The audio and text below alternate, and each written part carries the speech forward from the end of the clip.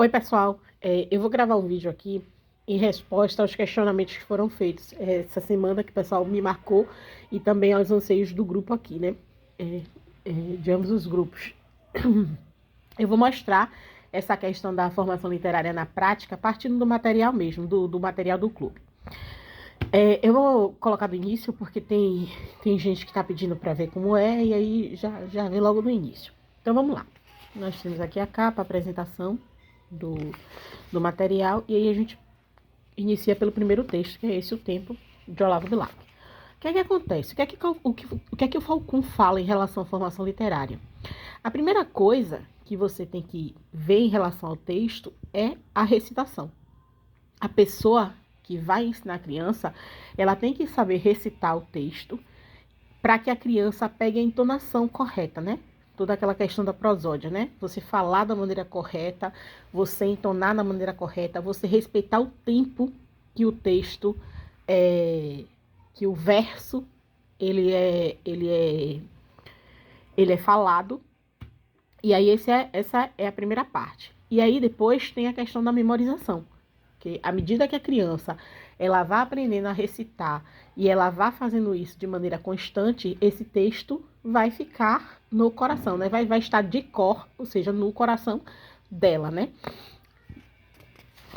E aí, para aquelas mães que gostam de registrar, de fazer esses registros, aqui no material do clube eu botei, né, essa questão do treino da fluência e da memorização.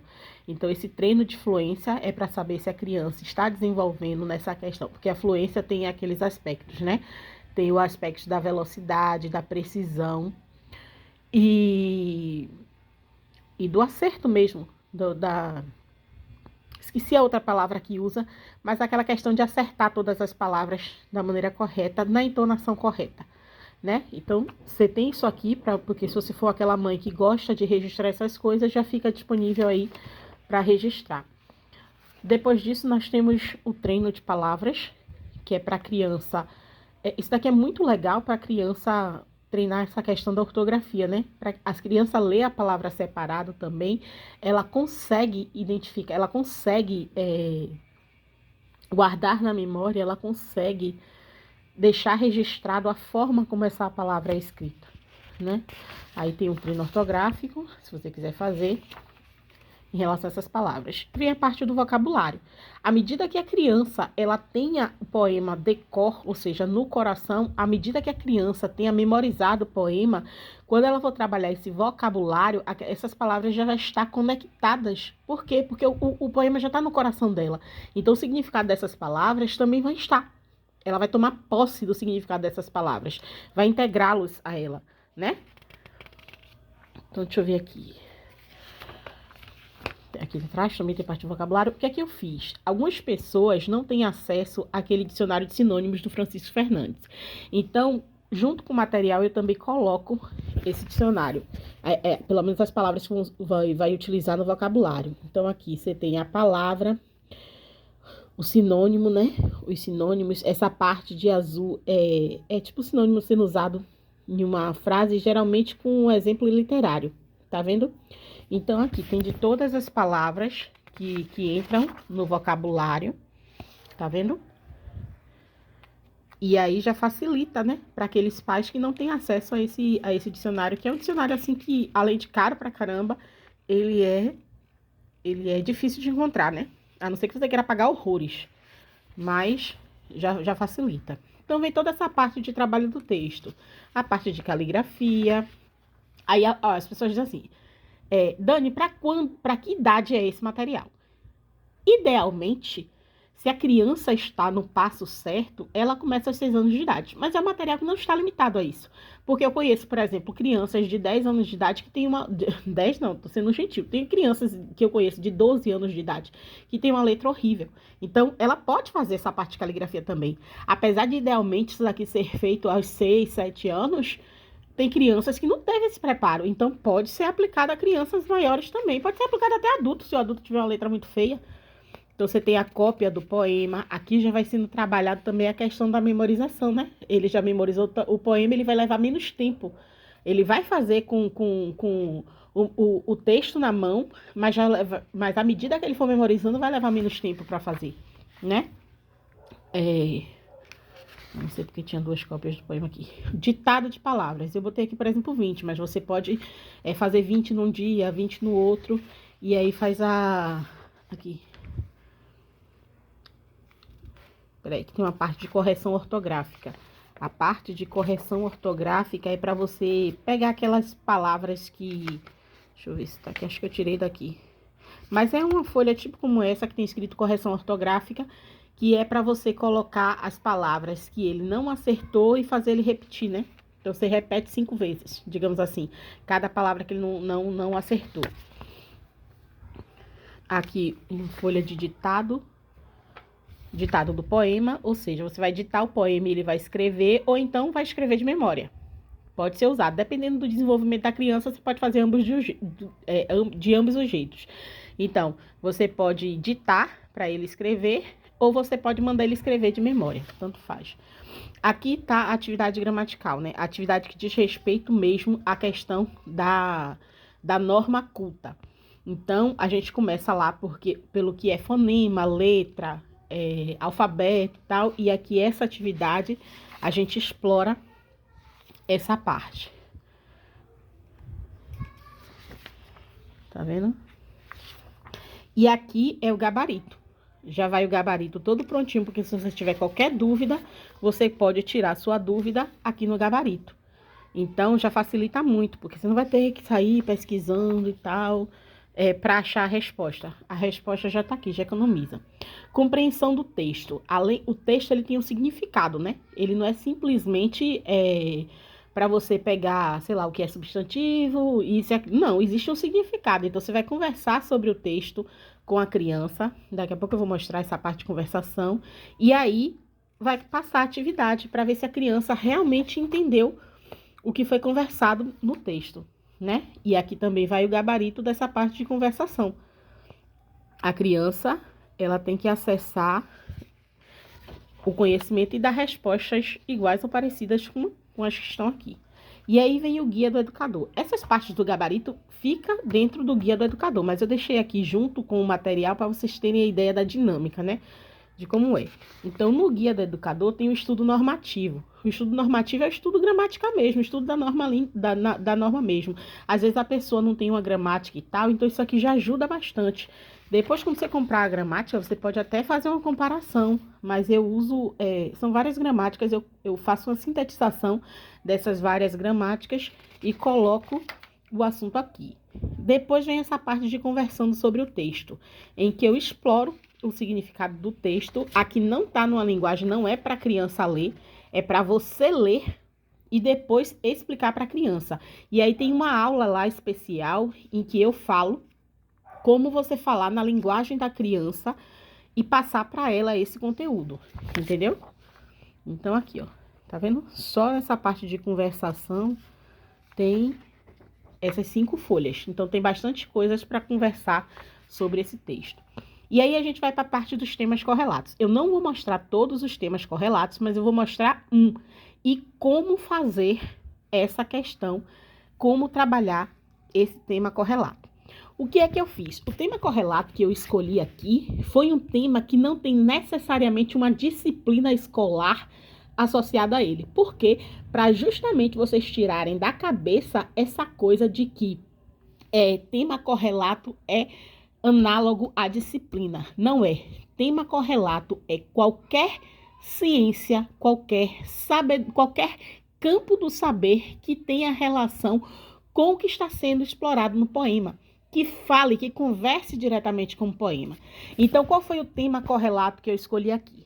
Eu escolhi o tema correlato da vaidade, que não existe. Você não pode dizer isso daqui é de geografia, isso daqui é de história, isso daqui é de português, isso daqui é de matemática, que são coisas que a gente vê no dia a dia escolar, né? A vaidade, ela entra em que campo? Ela entra no campo da questão religiosa ou da questão moral, né? Então, eu escolhi justamente para mostrar como o universo, o horizonte que a gente pode abordar é muito mais extenso do que a gente pensa. E aqui eu vou pegar passo a passo com vocês para mostrar. Então, o tema correlato é vaidade. Aqui tem uma citação de um Salmo de Moisés.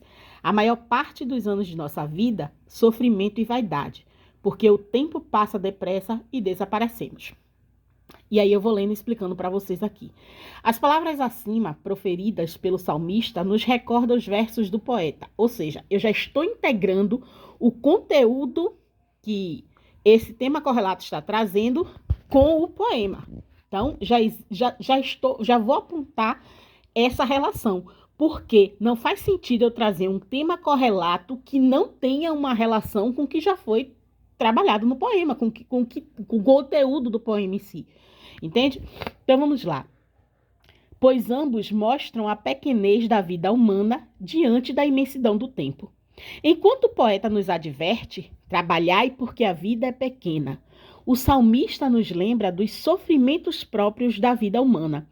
Eles também apontam os efeitos do tempo sobre as vaidades da vida. Vou levando as vaidades da vida. Quer dizer, é um verso do poema. Essas partes que tiver assim em azulzinho são os versos do poema. O poema, ele tem que se integrar esse conteúdo aqui. Você não pode fazer de forma aleatória. Então, mas o que seriam essas vaidades?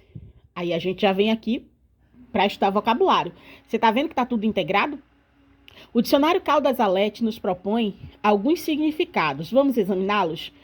Qualidade de ser vão, inútil, sem solidez e sem duração. Então, esse é um dos significados de vaidade. Desejo imoderado e infundado de merecer a admiração dos outros. Vanglória, ostentação. Presunção mal fundada de si próprio, do seu próprio mérito. Não, presunção mal fundada de si, do próprio mérito e futilidade. Então, só aqui, a gente já integrou o conteúdo, o tema ao poema e a gente já trabalhou mais uma vez a questão do vocabulário. Aí vamos lá. Deixa eu virar aqui. Gente, eu sou péssima filmando, viu? Superem porque não tem jeito. Então aí, o primeiro significado mostra que a vaidade é incapaz de perdurar no tempo, pois apenas o que é nobre e elevado tem a capacidade de vencer os seus danos, conservando-se na memória e cultura da humanidade. Então aqui a gente já retoma a questão do poema, porque aquilo, no poema, além de dizer que vai levando as vaidades da vida, ele diz que ninguém pode escapar dos seus danos.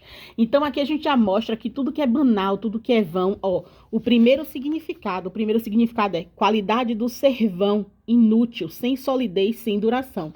Então, o primeiro significado já mostra isso. E o poema, ele fala disso. O poema, ele fala o quê? Que nada pode evitar os seus danos. Então, tudo que é banal, tudo que é... E lá fala também, né? Vai levando as vaidades da vida. Então, tudo que tem essa característica de inutilidade ou de banalidade é levado pelo tempo. Aí, a gente já vai adicionar outro ponto de vista, outra, entre muitas aspas, disciplina aqui. Então, a gente já viu a questão do salmista, a gente já integrou um conteúdo da Bíblia, né? Com o poema, depois a questão do vocabulário, e agora a gente vai integrar uma apreciação artística. Então, a ilustração ao lado do pintor espanhol Antônio de Pereda mostra vários elementos que representam as vaidades desse mundo. O dinheiro e as joias representam riquezas. As armas e armaduras representam as conquistas mundanas. As pinturas dos nobres representam o poder sobre os outros. Todas essas coisas estão suscetíveis ao tempo, representado pela ampulheta e pelo relógio. Os crânios sobre a mesa mostram que o próprio homem, no seu estado material, está sujeito aos danos do tempo. Os livros embaixo dos crânios representam a sabedoria humana que se propaga para além da vida da pessoa. Os demais significados do termo vaidade... Então, peraí. Aqui a gente já colocou um novo aspecto. Já colocou uma apreciação artística, mas que não é só uma apreciação artística. A gente destrinchou o significado desse quadro aqui, relacionado tanto ao assunto do poema, que é o tempo, quanto ao tema que o poema traz, que é a vaidade. Então, todos esses elementos aqui, eles estão suscetíveis à questão do tempo. Olha a diferença de simplesmente colocar vaidade lá, ensino religioso vaidade. Entende? Olha como o conteúdo está integrado. Vamos lá. Os demais significados do tema vaidade, do termo vaidade, mostra que ela é um vício, um defeito no caráter da pessoa que deriva do pecado capital da soberba. Olha, nós entramos novamente aqui nessa questão que serve tanto como, digamos assim, o estudo da moral e das virtudes, quanto um estudo de questão dogmática em si, de questão religiosa em si, né? A palavra capital deriva do latim caput, que significa cabeça. Isso daqui já é um estudo etimológico. Gente, isso daqui vocês não veem com facilidade no livro, nessas coisas, não. Não integrado ao conteúdo. Por isso, um vício ou pecado capital é aquele que dá origem a outros vícios. Esse desejo de ser admirado, de se vangloriar e de ostentar, ou seja, a vaidade, parte do sentimento de superioridade em relação a outras pessoas, que é a soberba. Então, aqui a gente já está trabalhando essa questão de virtudes e vícios, mas não naquele sentido mais comum que o pessoal trabalha. Ele está integrado com uma coisa que já está na mente, no coração da criança, que é o poema. Então, não é um conhecimento que está solto, jogado no ar. Não, o fato de estar integrado e o fato de ter a questão da representação, da imagem, tudo isso vai sendo armazenado na memória da criança de uma forma unificada. Outro aspecto da vaidade que podemos observar está relacionado com a beleza e o cuidado consigo próprio. A beleza é algo que aponta para Deus e sua perfeição. Você já reparou como as obras divinas são belas? Sendo o homem uma criação divina, ele também tem sua beleza, que deve ser preservada através do autocuidado. Porém, quando a busca pela beleza se torna o objetivo da vida da pessoa, estamos diante da vaidade. Olha só, você já tem aqui uma graduação dos bens. Então, quer dizer, a beleza, a busca pela beleza é algo bom e positivo, desde que ela não tome o lugar de bens superiores, como a busca pelo próprio Deus, né? Nesse caso, a pessoa não quer se cuidar para cumprir o propósito de Deus, mas para ser admirada, ou seja, para a sua glória, quer dizer, para a glória da pessoa. A pessoa não quer ficar bonita, não quer ficar bela como um serviço ao outro ou como uma tentativa de honrar a Deus. Ela quer para a sua própria glória. Observe como o pintor Charles Alan Gilbert retratou a vaidade na pintura ao lado. A mulher se admira no espelho, mas a composição entre o espelho, o tecido da mesa e seu reflexo forma uma caveira, mostrando como é inútil depositar esperanças na beleza física, pois ela será consumida pelo tempo. E aqui voltamos para aquela parte. Vou levando as vaidades da vida, nada pode evitar os meus danos. Vocês conseguem verificar que isso daqui está conectado com o poema? Não é algo solto, jogado no ar? Vamos lá. Considerando que a vaidade é um vício que desagrada a Deus e que será vencida pelo tempo, precisamos combatê-la para que não faça morada no nosso coração. Para isso, temos uma arma secreta, as virtudes. As virtudes humanas são hábitos que levam a pessoa a praticar o bem. Esses hábitos são conquistados através do esforço humano. Cada vez que o homem pratica um ato virtuoso, ele vai se fortalecendo. Quando faz isso repetidamente e adquire esse hábito, se torna um homem virtuoso.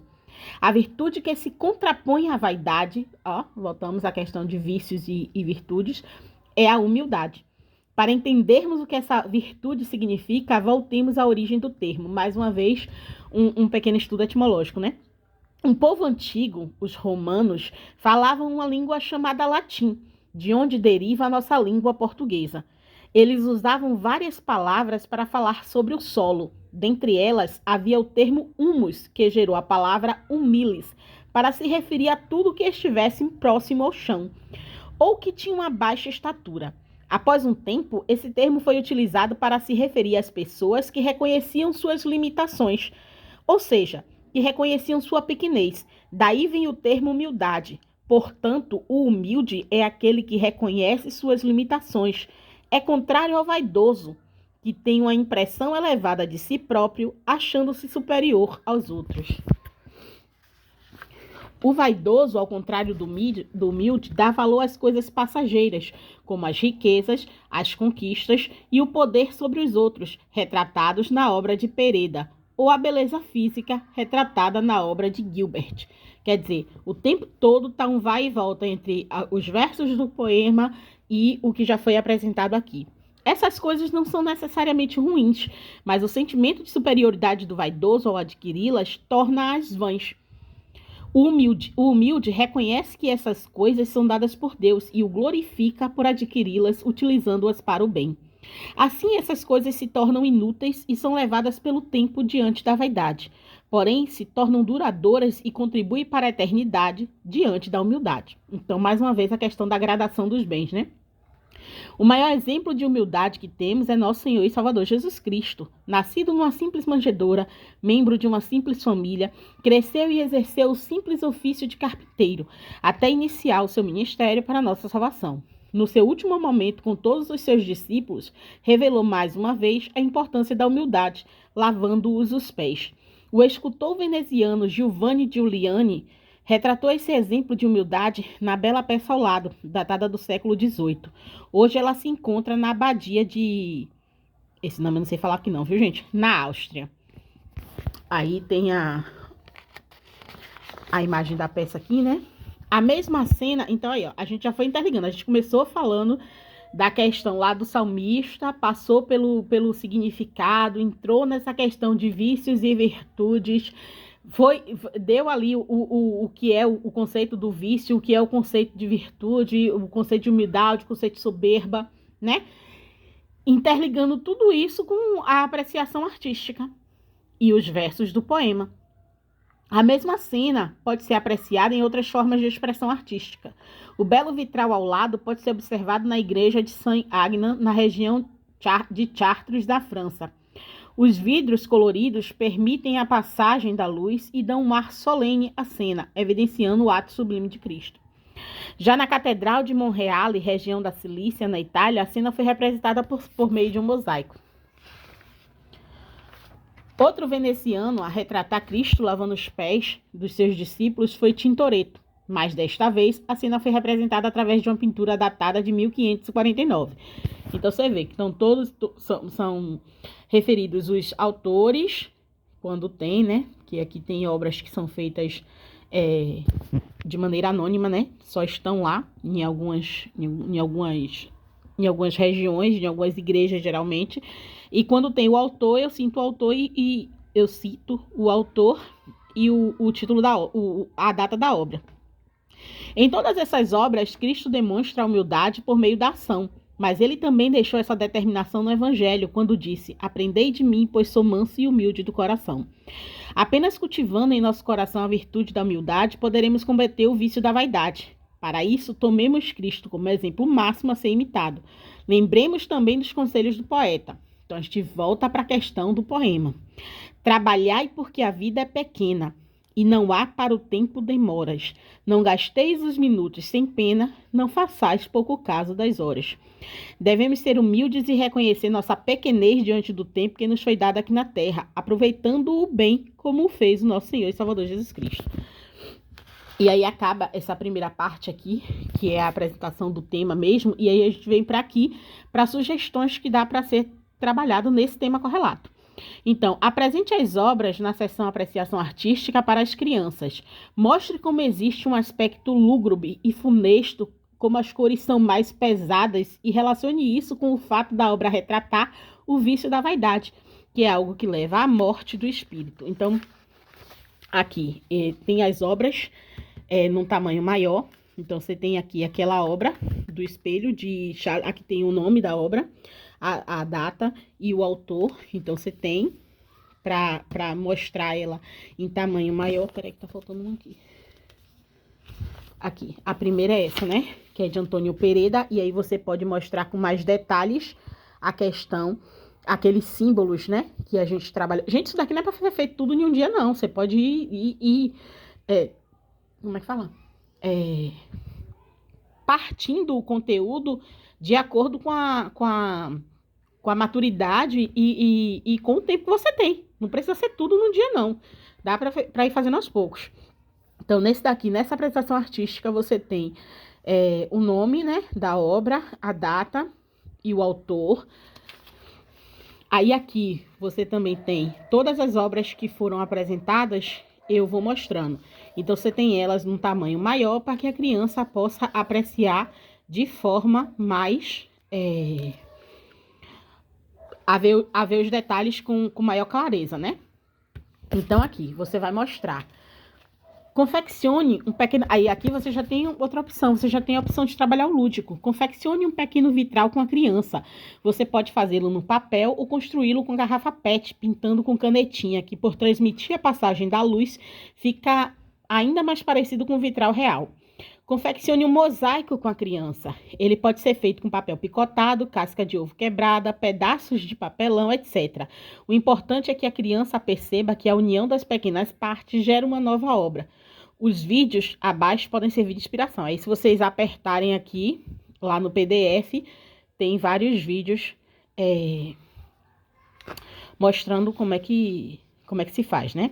Utilize o texto auxiliar A Raposa e o Corvo para mostrar à criança que a raposa, de forma sagaz, apelou para a vaidade do corvo para conseguir o que almejava. Mostre a ela que a estratégia da raposa de causar o envaidecimento para surrupiar o queijo também é usada pelos nossos inimigos para domar nossas almas. Mostre que quando damos lugar à vaidade, só perdemos. E esse é o texto auxiliar aqui. É um texto que está no Livro das Virtudes, da editora Nova Fronteira, né? Aquele que é o box. E A Raposa e o Corvo. Esopo. Estava o corvo num galho com um queijo no bico. A raposa, quando viu, começou a pensar num jeito de conseguir o pitel. Olhou para cima e disse: "Como você é bonito, amigo! Que penas lindas e que cores! Será que a sua voz é tão bonita quanto você? Se for, você deve ser o rei dos passarinhos." O corvo ficou todo prosa e, para soltar a voz, abriu o bico. E lá foi o queijo direto para a boca da raposa. Então, esse texto aqui também serve para outra coisa, que eu não vou falar aqui.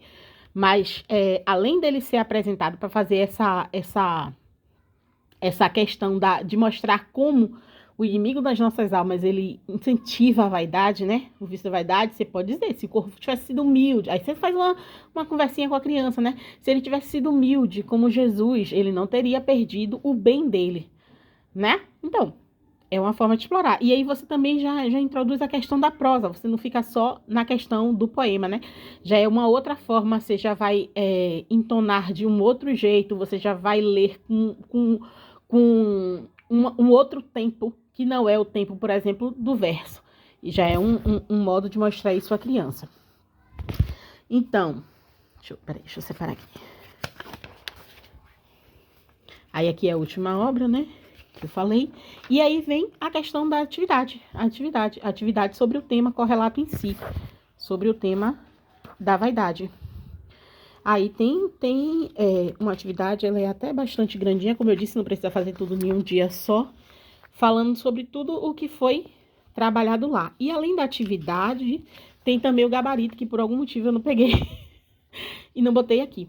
Mas você entende como essa questão do tema correlato, ele foi trabalhado todo integrado com o poema, como não é uma coisa que está solta, como não é uma lista só de assuntos que a pessoa pode falar de forma aleatória, não, como a coisa tem que estar integrada, como o poema sempre tem que estar sendo trazido ali no meio do tema correlato. Então é isso. Qualquer coisa, estamos aí para tirar as dúvidas no grupo. Até mais.